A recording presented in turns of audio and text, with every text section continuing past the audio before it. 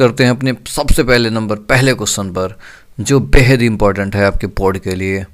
तो यहाँ पर जो हमारा पहला क्वेश्चन है उसमें हमें बताना है कि अगर एक वैद्युत द्विध्रुव किसी वैद्युत क्षेत्र में रखा है तो उस पे महत्तम बल का व्यंजक प्राप्त करना है तथा उसके आधार पर हमें उसकी क्या लिखनी है, परिभाषा लिखनी है।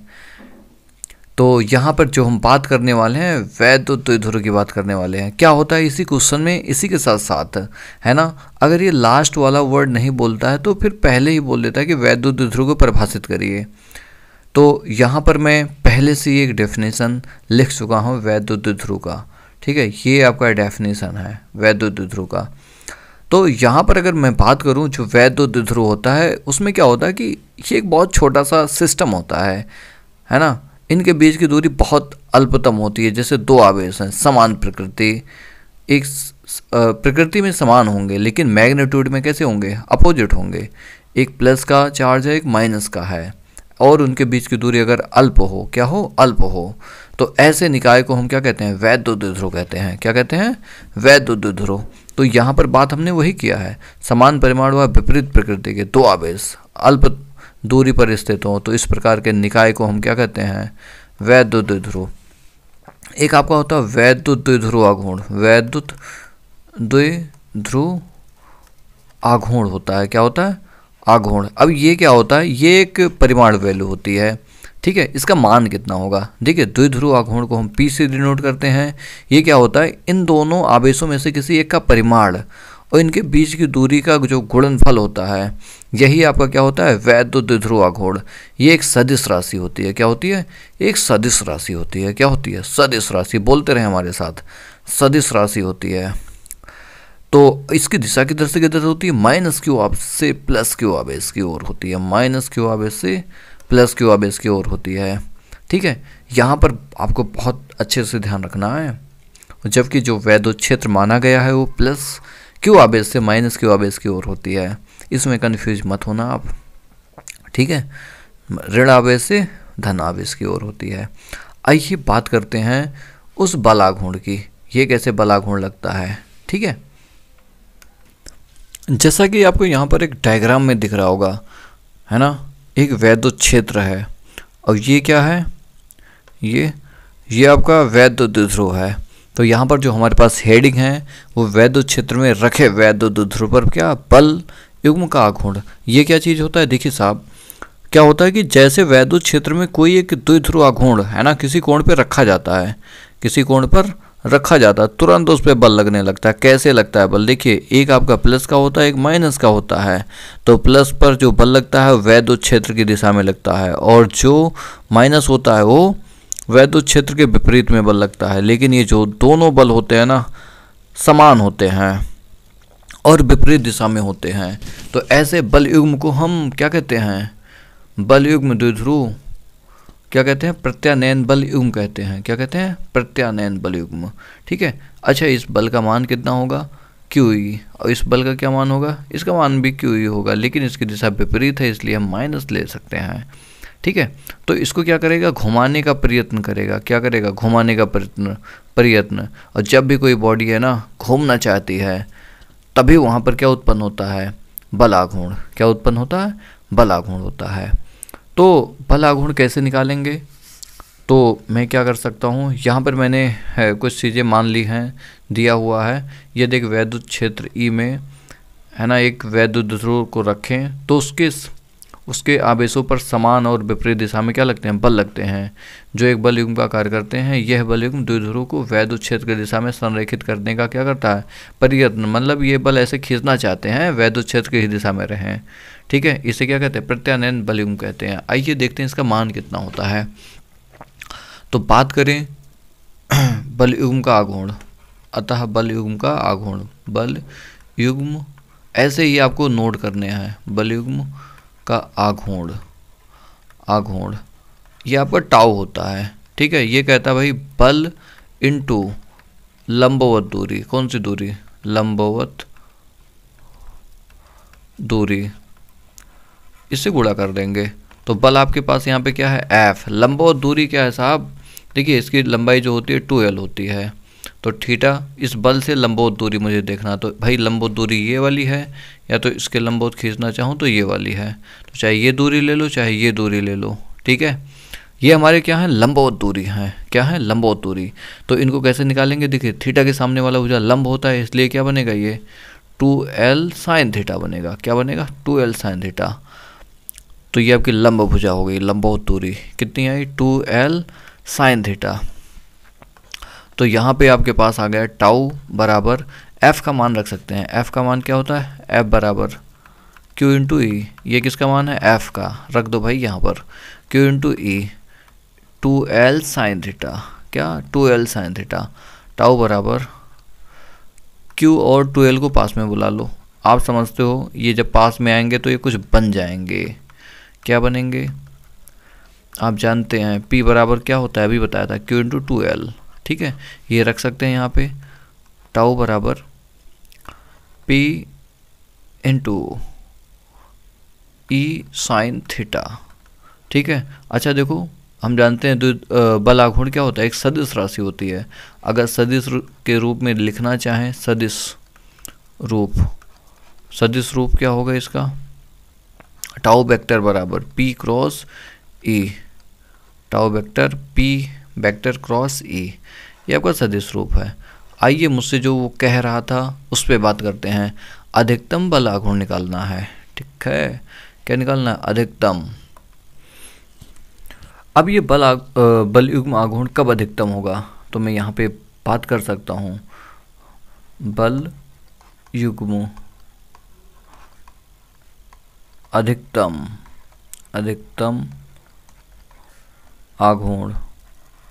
आघूर्ण के लिए क्या होगा आपका, भाई ये जो है ना बल और p की दिशा कैसे होने चाहिए, p और जो बल के बीच में कोण बनना चाहिए, कितने का होना चाहिए, 90 डिग्री का, कितने का, 90, ठीक है। तो उस समय आपको जो टाउ मिलेगा वो अधिकतम मिलेगा, मैक्स। तो यहाँ पर आप रख दें इस वाले में, तो पी ई साइन 90, बताइए साइन 90 का मान कितना होता है, साइन 90 का मान 1 होता है, क्या होता है, 1। तो टाउ मैक्स बराबर पी ई, ठीक है। अब यहाँ पर आप देखिए टाउ मैक्स बराबर आ गया अधिकतम आघूर्ण। अगर मैं बात करूँ पी की, पी बराबर कितना होगा, तो आप यहाँ पर देखिए भाई टाउ मैक्स बराबर ई। तो यहाँ पर एक डेफिनेशन बना सकते हैं, यदि ई का मान 1 न्यूटन पर कूलाम हो, तो जो आपका द्विध्रुव आघूर्ण होता है, ठीक है, वो बलयुग्म आघूर्ण के अधिकतम के क्या होता है, बराबर होता है, ठीक है। ये भी एक डेफिनेशन है, तो आप ये हिंदी में लिख देना, यदि ई का मान 1 न्यूटन पर कूलाम हो तो उस वैद्युत क्षेत्र में जो अधिकतम बल आघूर्ण होता है वह किसके बराबर होता है, द्विध्रुव आघूर्ण के बराबर होता है, ठीक है। ये आपका फाइनल है, आपको यहीं तक करना है, आपको पूरे नंबर मिलेंगे। चलिए लो भैया, हमने यहाँ पे लिख भी दिया, ठीक है। इसका डेफिनेशन जो लास्ट में बोला गया था, वैद्युत द्विध्रुव को परिभाषित कीजिए।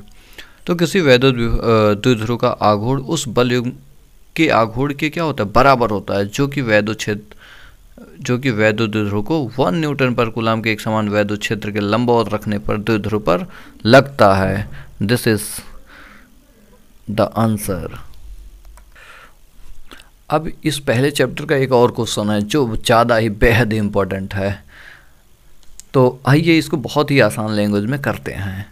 हमारे पास क्वेश्चन क्या है उसको समझ लेते हैं। एक वैद्युत द्विध्रुव है जो अच्छी स्थिति में अत्यधिक दूरी पर है ना, क्या निकालना मुझे, वैद्युत क्षेत्र की तीव्रता का व्यंजक प्राप्त करना है। तो आइए कोई दिक्कत नहीं, एक वैद्युत द्विध्रुव बनाते हैं, ये आपका -q हो गया, ये आपका +q हो गया, ठीक है।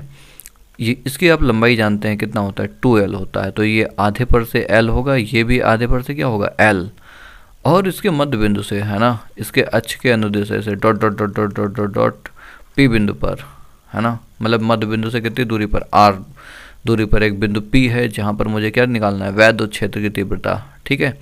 तो यहाँ पर जो बातें मैंने बोली है वो यहाँ पे लिख रखा है, और ये किस माध्यम में रखा है, K परावैद्युतांक में रखा है।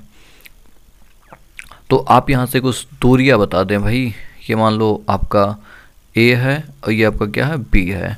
तो आप ज़रा बताएं, ठीक है, इसमें दूरी यानी कि ए पी बराबर कितना होगा। ध्यान से देखिए आप, ए पी ये दूरी और ये दूरी है, ये जो आर है, ए से पी तक यानी कि एल को और आर को जोड़ना पड़ेगा।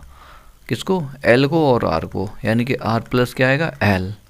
अगर मैं आपसे बोलूँ बी पी कितना होगा सर, तो आप कहेंगे सर आर में से आप है ना इस एल को माइनस कर दो, आर माइनस क्या एल, तो आपको बी पी मिल जाएगा। अब आप है ना कहने लगे सर कैसे आप वैद्युत क्षेत्र निकालेंगे, तो मैं बोलूँगा चलो दोनों की वजह से फोर्स पता कर लेते हैं किधर लग रहा है, यानी कि दोनों तरफ से फील्ड किधर है। तो भाई अगर मैं बात करूँ प्लस वाले से, एक यहाँ पे 1 कूलम टेस्ट चार्ज रखूँ, तो ये कहेगा सर ये प्लस वाला मुझे प्रतिकर्षित कर रहा है। प्रतिकर्षित का मतलब दूर भगा रहा है, दूर का मतलब पी मतलब electric field on P due to B कितना किधर होगा, इधर होगा आपका। और अगर मैं बात करूं ए से, तो ए का देखिए है ना माइनस है, तो ये अट्रैक्ट करेगा उसकी तरफ, ठीक है। अगर अट्रैक्ट करेगा तो इसका जो मान आएगा ई होगा पी पर होगा, किसके कारण, ए के कारण, ठीक है। तो चलिए इसके बारे में बात करते हैं अच्छी तरह से। यहाँ पर अब हम सबसे पहले मान लिखेंगे वैद्युत क्षेत्र, वैद्युत क्षेत्र प्लस क्यू आवेश, आवेश के कारण, किसके कारण, प्लस क्यू आवेश के कारण, यानी कि हम बात किसकी कर रहे हैं, ई पी बी की, ठीक है। आप जानते हैं 1/4 पाई एप्सिलॉन नॉट, ऊपर एक आवेश होता है जिसकी वजह से हम निकालते हैं, नीचे बीच की दूरी का स्क्वायर होता है। तो यहाँ पे पी बी के बीच की दूरी कितनी है, जे है, आर माइनस एल का होल स्क्वायर, ठीक है। इसकी जो दिशा है वो away from the plus Q charge, ठीक है। अब ऐसे हम बात करेंगे वैद्युत क्षेत्र, इसकी जो दिशा है वो किधर से किधर है, ए से बी की तरफ है, ठीक है। और अगर बात करूं वैद्युत क्षेत्र माइनस क्यू आवेश के कारण, तो यहाँ पर आपका जो आएगा ई पी ए कितना होगा भाई, सेम ऐसे ही लिख सकते हैं 1/4 पाई एप्सिलॉन नॉट क्यू अपान, अब दूरी कितना होगा आर प्लस एल का होल स्क्वायर, ठीक है। अच्छा देखो यहाँ पर अगर मैं बात करूँ दिशाएं इनकी किधर से किधर हैं, तो इसकी दिशा है ना बी से ए की ओर है। अब एक चीज़ ध्यान रखना, जो ज़्यादा दूरी पर होगा उसका क्षेत्र कम होगा, तो यहाँ पे दूरी किसकी ज़्यादा है, ए की, तो परिणामी जो वैद्युत क्षेत्र आएगा, परिणामी वैद्युत क्षेत्र, वैद्युत क्षेत्र वो आपका होगा ई बराबर कितना, हम किस में से माइनस करेंगे भाई, ज़्यादा में से कम को माइनस करेंगे, ज़्यादा उसी का होगा जो उसके पास में होगा, यानी कि बी वाला पास में है ना, तो ई पी बी माइनस के क्या ई पी ए, ठीक है। ये बात आप ध्यान रखना, ये परिणामी निकालते हैं वेक्टर के अकॉर्डिंग, सदिश के अकॉर्डिंग। तो यहाँ पर अगर मैं मान रखूँ परिणाम के लिए, तो भाई ई पी बी का मान कितना 1/4 pi epsilon naught Q upon, बीच की दूरी कितनी है आर माइनस एल का होल स्क्वायर, और यहाँ पर 1/4 pi epsilon naught Q upon कितना R minus L, R plus L का होल स्क्वायर।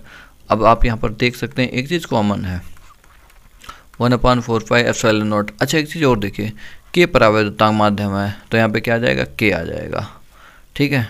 चलो कोई बात नहीं, के यहाँ पे नोट कर लेते हैं, के भी कॉमन हो जाएगा, ठीक। अब यहाँ पे बात करूँ क्यू भी कॉमन होगा, क्यू भी दोनों में है, यहाँ पे क्या बचेगा आर माइनस एल का होल स्क्वायर, और यहाँ पर आर प्लस एल का होल स्क्वायर, ठीक है।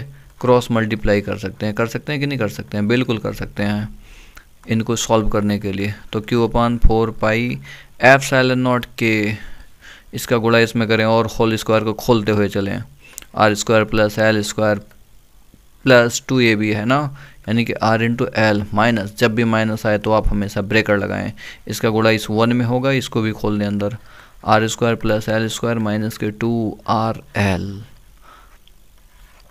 और नीचे देखिए पावर दोनों के सेम है, तो a minus B A plus B का फॉर्मूला बन रहा है, तो क्या बनेगा R square minus L square का होल स्क्वायर, तो यहाँ पर आप देख सकते हैं अगर माइनस हटाया जाए, ठीक है, तो ये जो प्लस है ना वो माइनस हो जाएंगे, जो माइनस है वो प्लस हो जाएंगे।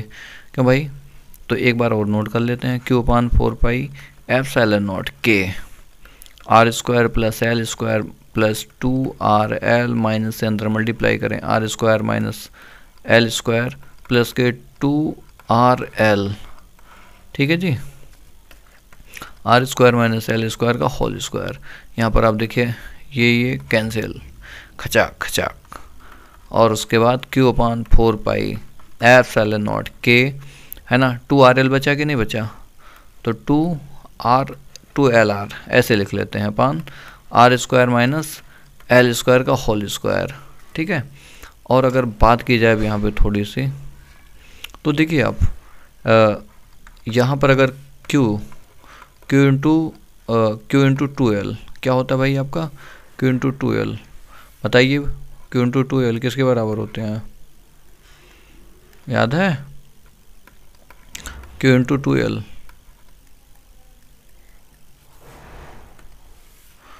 Q इंटू 2L ये होता है P के बराबर, वैद्युत ध्रुवा घूर्ण। तो यहाँ पे 2L है और Q है, इसको गायब कर सकते हैं कि नहीं कर सकते हैं? बिल्कुल कर सकते हैं, एप्सिलॉन नॉट के P इंटू R, है ना, और R square minus L square का होल स्क्वायर, ठीक है। यहाँ पे मैं बोलूँगा एक बात, वो बात बहुत पुरानी है, इसको आपको ध्यान रखना है। यहाँ पे क्या है ना, वो बोला अत्यधिक दूरी के लिए निकालना है, तो आर जो होगा ना वो एल से ज़्यादा होगा, तो एल इस रिस्पेक्ट में लगभग हम छोड़ सकते हैं, यानी कि 0 के बराबर ले सकते हैं, छोड़ देंगे कुल मिला के, ठीक है। तो आपके पास जो आएगा ई का मान कितना आएगा, 1/4 एप्सिलॉन नॉट के इंटू पी आर अपान कितना आर स्क्वायर प्लस ये तो भाई 0 हो गया, इसका होल पावर, यानी कि पावर 4 हो जाएगा आपका, ठीक है। तो इसको मैं 4 कर दे रहा हूँ, तो इसको हटा दूँ मैं,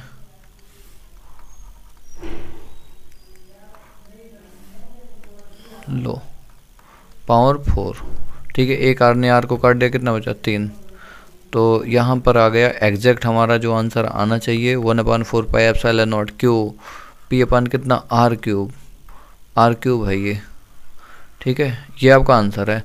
अच्छा, इसकी दिशा किधर से किधर होगी, आप ज़रा उस डायग्राम को ध्यान से देखिए, डायग्राम को देखिए, ये किस में से माइनस किया था, PB में से माइनस किया था ना, तो PB की दिशा इधर है ना, तो इसकी दिशा को कैसे शो करेंगे, माइनस Q आवेश से प्लस Q आवेश, इसकी दिशा ऐसे ही तो है, ठीक है।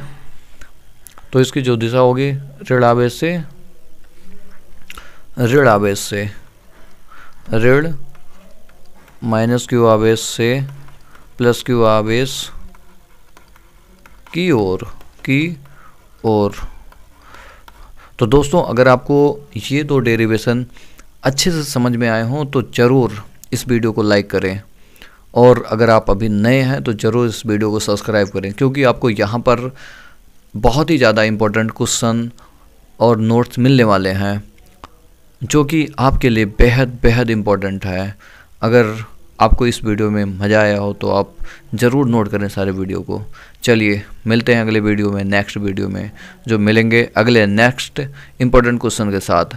Thank you for watching this video.